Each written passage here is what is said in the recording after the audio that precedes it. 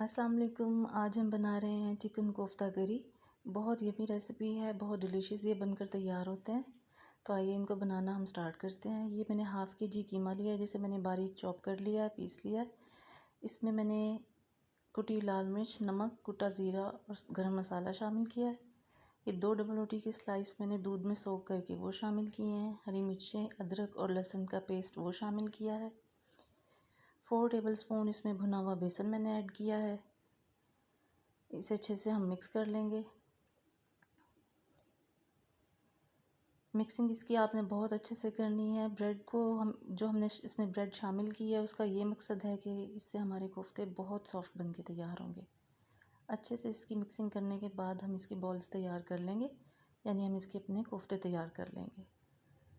अब हम इसकी ग्रेवी बनाना स्टार्ट करते हैं, जिसके लिए पैन में मैंने ऑयल लिया। ऑयल गर्म हो गया तो इसमें मैंने प्याज, अदरक और लहसुन बारीक पीस कर वो शामिल किया है। 2 मीडियम प्याज थे और अदरक लहसुन इसको मैंने पीस लिया अच्छे से, और इसको हमने अब भूनना है गोल्डन ब्राउन होने तक। ये देखें, इसका कलर चेंज हो गया, गोल्डन ब्राउन हो गया हमारा पिसा हुआ प्याज। अब इसमें हमने स्पाइसेस शामिल करने हैं। हल्दी, नमक, मिर्च, साबुत मिर्च, पिसी हुई लाल मिर्च थोड़ी सी और कुटा हुआ धनिया वो शामिल किया, और इसे थोड़ा सा पानी डाल के हम अच्छे से भून लेंगे। मसाले को थोड़ा थोड़ा पानी डाल के आपने 1-2 बार इसको अच्छे से भून लेना है।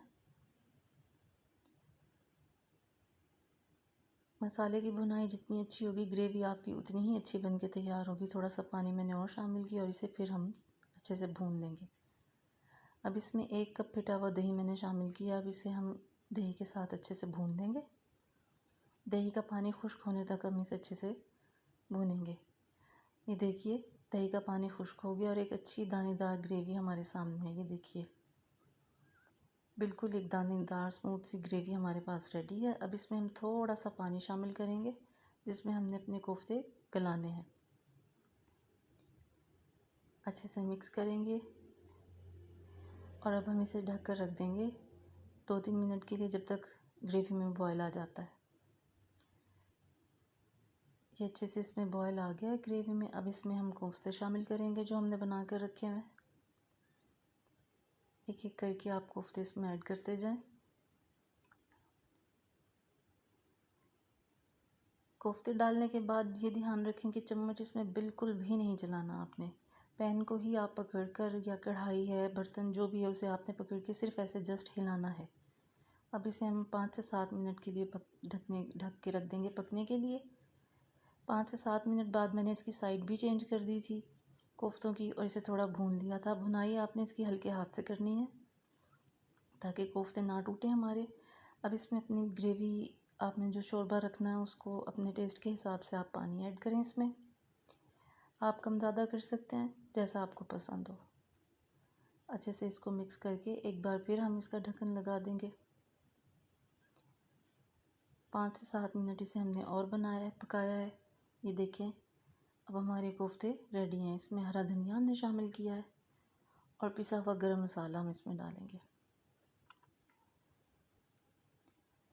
गरम मसाला डाल के इसको थोड़ा सा आप और हिलाएं, और लीजिए, हमारी मज़ेदार कोफ्ता करी रेडी है। इसको हम सर्व करेंगे गर्मा गर्म नान या रोटियों के साथ। आप इसको सर्व करें। ये बहुत मज़ेदार और बहुत ही सॉफ्ट बनकर तैयार हुए हैं। रेसिपी पसंद आई हो तो इसे लाइक करें, चैनल को सब्सक्राइब करें और रेसिपी को शेयर करें, और अपना फ़ीडबैक दें हमें ज़रूर। मज़ेदार चिकन कोफ्ता करी रेडी है।